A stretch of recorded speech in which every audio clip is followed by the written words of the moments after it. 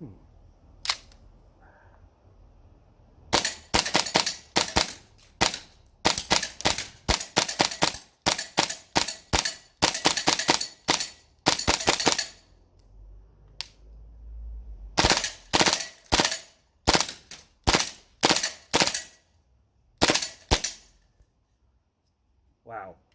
What's up guys and welcome back to the channel. I'm Andy the Middle-Aged Gamer and this is the G&G SMC-9 Gas Blowback PDW/SMG.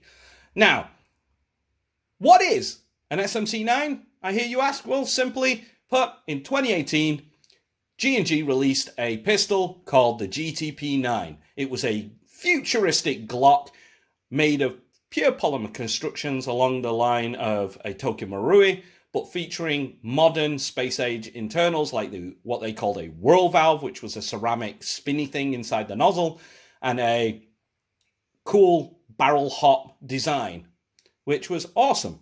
The gun itself retailed for 120 quid and was doing very good. Around the mid-2018s, they announced that they were going to sell a chassis kit, as they called it, which really wasn't a chassis kit. It was more akin to a slide kit, to be honest with you, where you bought this entire upper that you see here, and you fitted just the lower pistol grip from your GTP-9, and away you went. But as people said, it was too expensive, it was too much at that time to buy two different things, so they said, no, we want to have it as a complete. And obviously G&G listened and complied. And there go, last minute, they threw in the lower with it, they made everything together, and this is what we have now. So, without further ado, let's open this box. And as you can see, you get the lovely SMG here at the top, or PDW, whichever you want to call it, the magazine, cleaning and jamming rod, spare backstrap, you get your QD sling point, and an orange tip here. Fitted to the gun should be black, or if you live in the US, it'll be the other way around. You just switch them around as you see fit. So, with that being said, let's take it out the box and let's have a look. Okay, so let's begin by looking at the magazine. Okay, the magazine is a 50 round magazine based off of a stick mag from a Glock 18, which is awesome. Yeah, the overall weight of this magazine though is very heavy.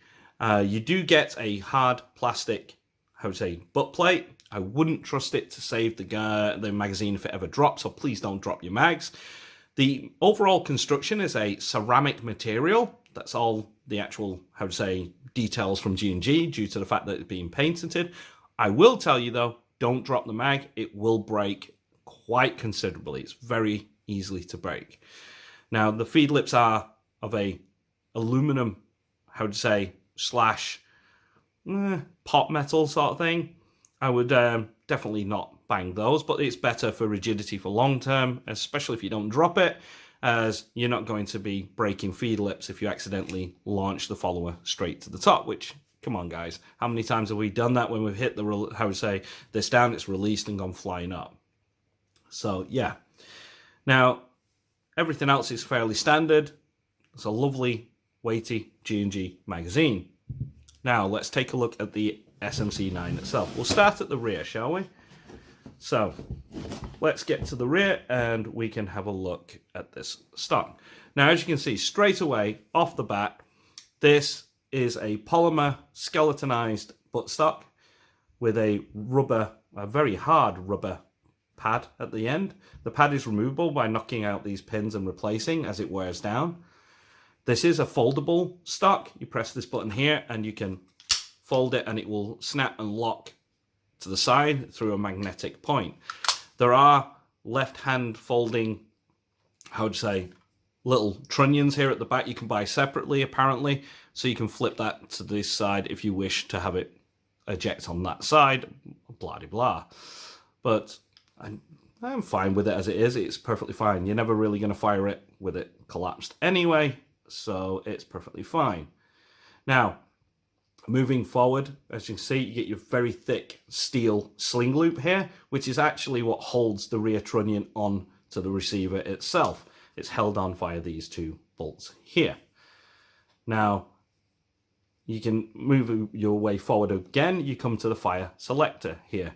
Push through on this side and it's full auto. And if you push it on the other side, it goes to semi.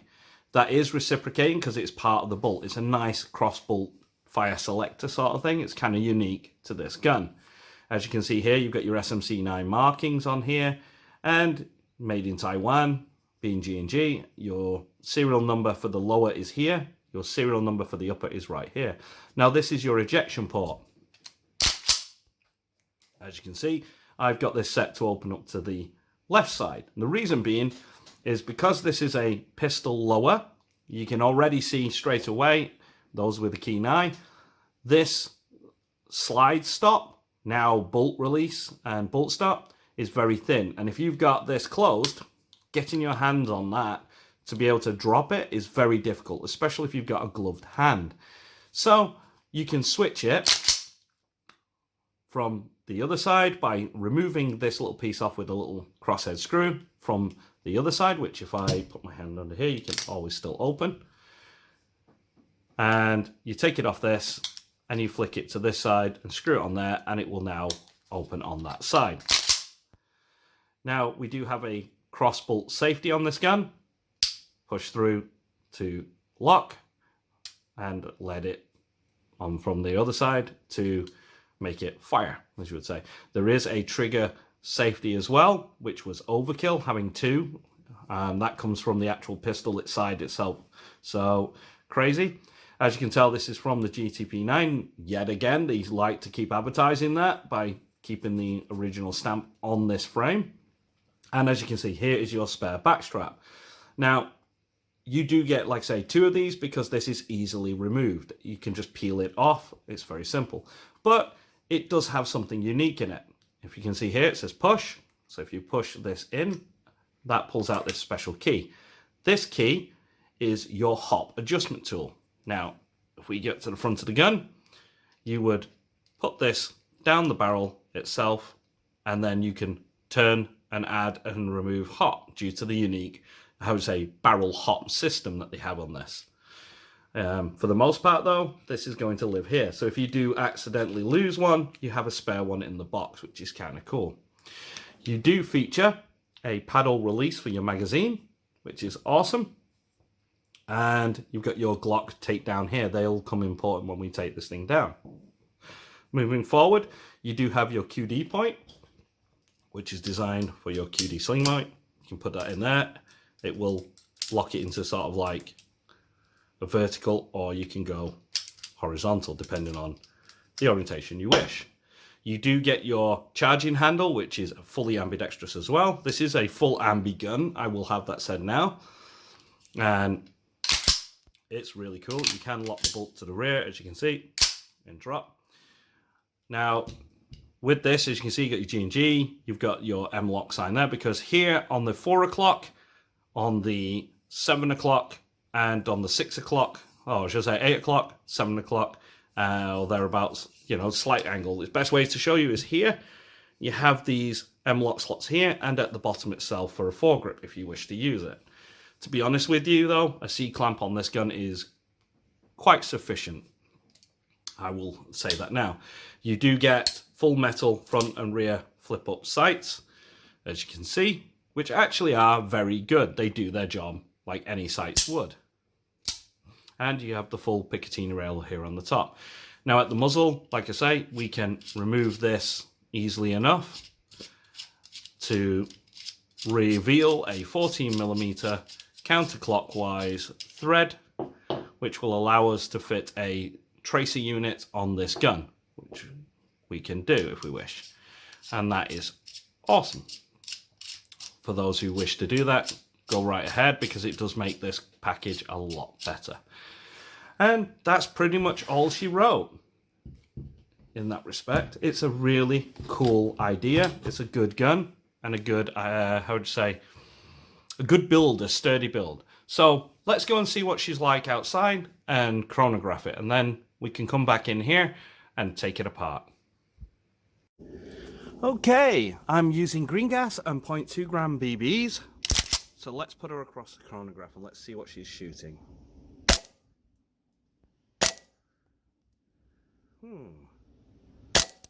There we are.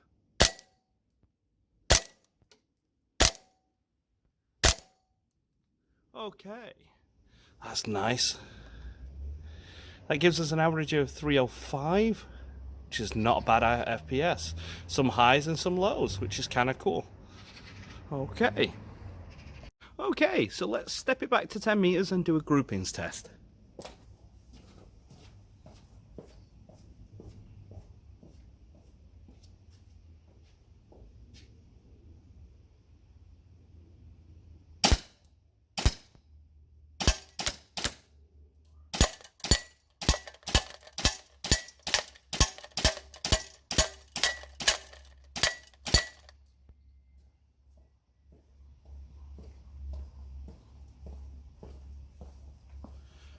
Okay, I've got that hop set a little bit high, but that's fine for 0.2s.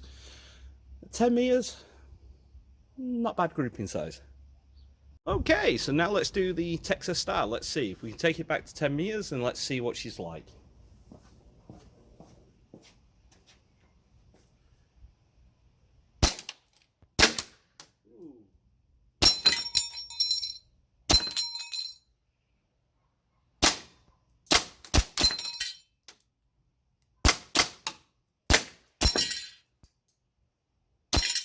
Gotcha.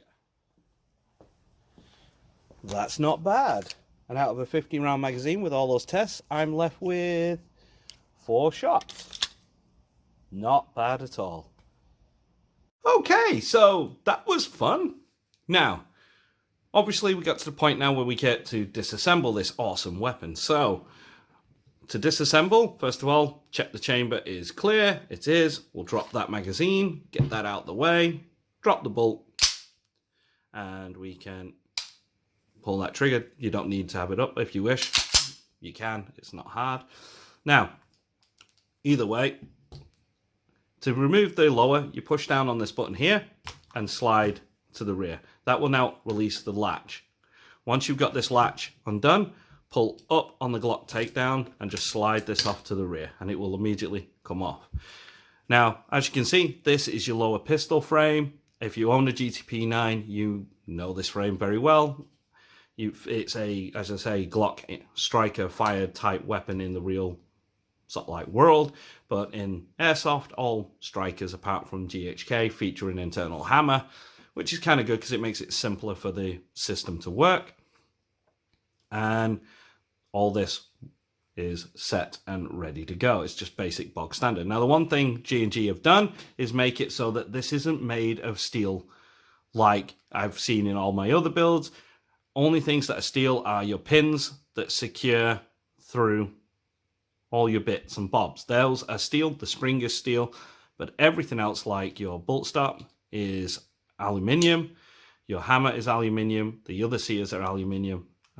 That's basically it. That's G&G basically knowing that you don't need, for instance, a really, if I put you down, you don't need a very stiff hammer. This is a lot softer to pull, unlike a, I would say, a VFC, Glock, or anything like that, because those had such strong hammers. For instance, the M18, the main problem is the hammer sear just smacking forward and putting so much actual force on the locking sear and so on that it deformed it, and that would break the entire fire group and it'd be gone. And that means your gun's out and you've spent a lot of money with the M18 being £200. Yes, I'm still sore about that one. But yeah, it's just ridiculous. So G&G, kudos for what you've done. It is quite simple, and doing so keeps the cost of this gun down, meaning everything is quite affordable. That's great.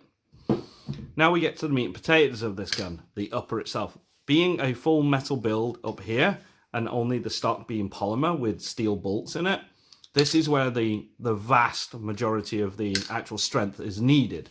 And so G&G did not hesitate to, how would I say, build this gun completely. Now, to remove that, or disassemble it, we have to take these 2 grub screws off. So we line that up here, and we just undo this screw here. Bolt, whatever you want to call it. This little nut comes off.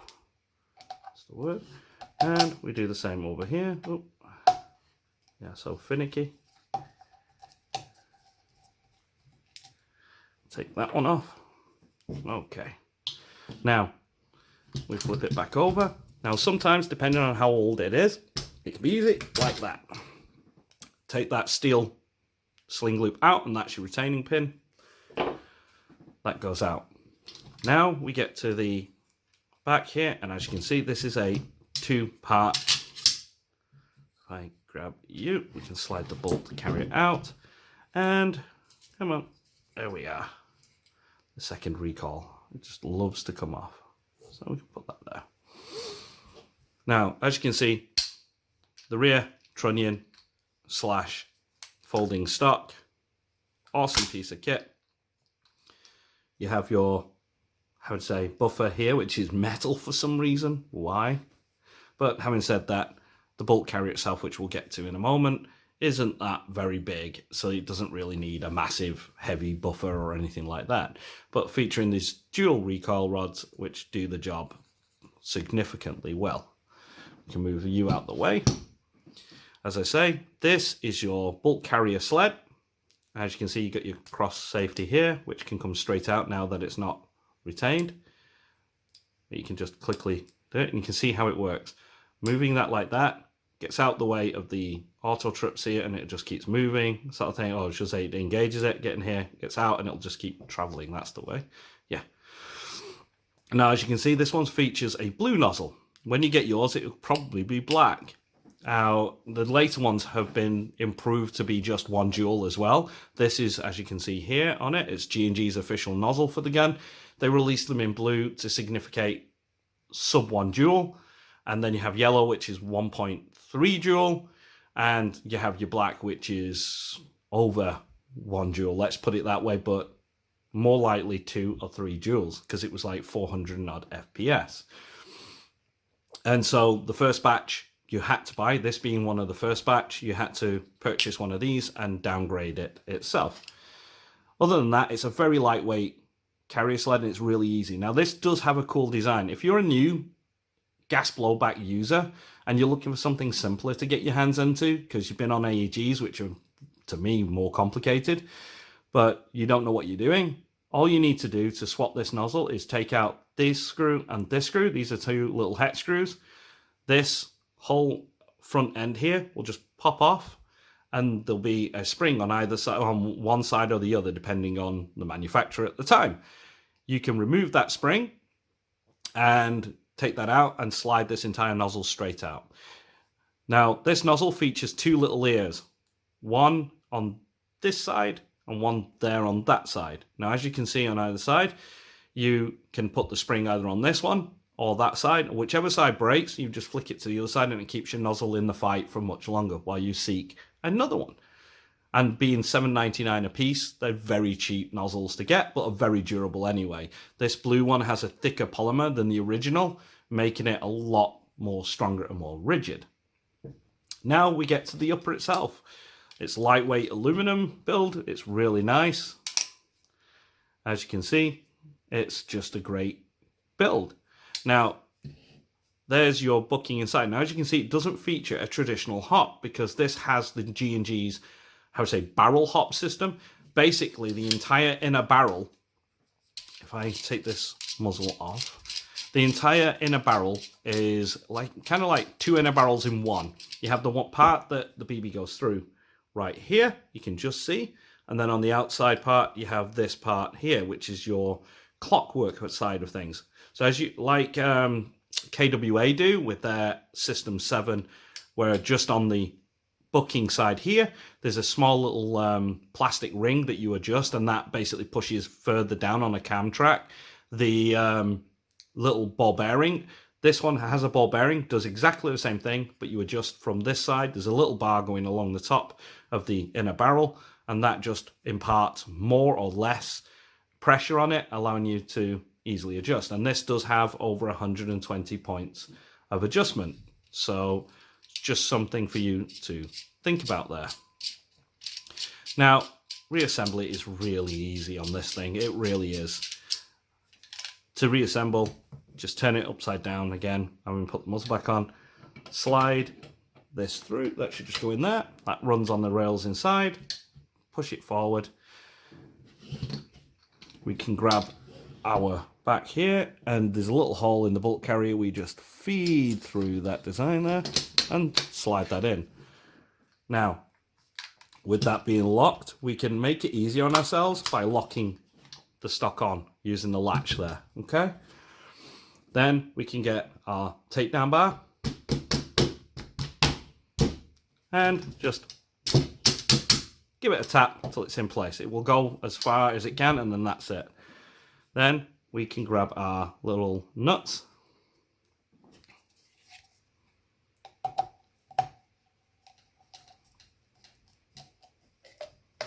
We can tighten that down as tight as we can.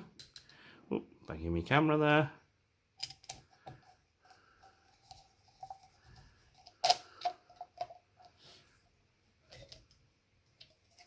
And we can put that on. Now, those are fully on.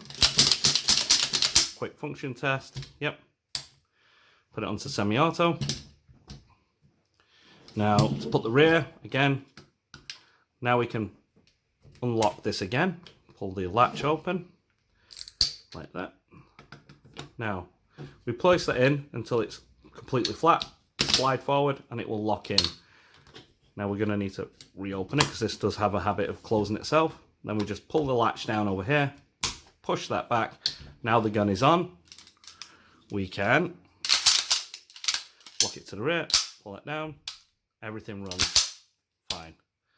And just to make sure, put that in.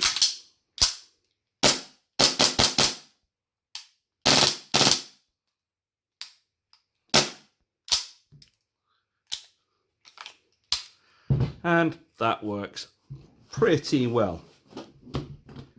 So what do I think about the SMC-9? To be honest with you, it's an absolute beast of a PDW. It is definitely the first gas blowback weapon you should pick up. G&G excel at that entry-level bar, being the fact that the recoil is absolutely minimum and just easy to control. It's not like an MP7 that's stout and really sharp and kicks and can make your muzzle rise. This is just really good. It's an awesome point shooter as well. You can get those moments where you turn and shoot very quickly and you will pretty much guarantee to hit. It's very accurate. G&G have nailed it using futuristic space age materials like polymers where they need to, etc., and metal where it needs to be metal. They really have pioneered that. And the entry cost being £350, thereabouts, probably less now. I think I've seen some sub 300 on sale these days. It's well worth you picking up, especially, like I say, if you're getting into gas blowbacks. Other than that, you know, you'd be a fool just to not. I mean, yes, it's futuristic and it's in that sci-fi Call of Duty Infinite Warfare sort of, or Titanfall sort of vein. And I like that because, yeah, I do love my real steel ARs and so on looking stuff, the proper clones and that. They're awesome.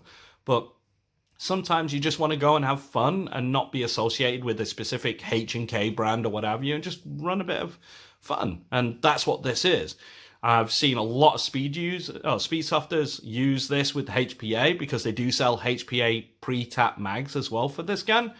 And I've seen a lot of people without them. So it's really good. So definite thumbs up. They're my thoughts on it. And if you got to this part in the video and you really like what you see, please leave a like, comment, and subscribe. Join us and the team on this journey. We've reached over 500 subscribers at the time of this, which is absolutely phenomenal, and a huge thank you to everyone out there. And yeah, let's push it to 1,000. Let's try and get there. There are lots of amazing weapons coming to this channel. Some, like the Tokyo Marui AKX, is on order. They're all coming, and trust me, if you've not seen that, you're going to want to. And a lot of other good, cool weapons this year. So yeah, join us. You're more than welcome. I've been the Middle Aged Gamer. You guys have been absolutely amazing, and I'll see you in the next one.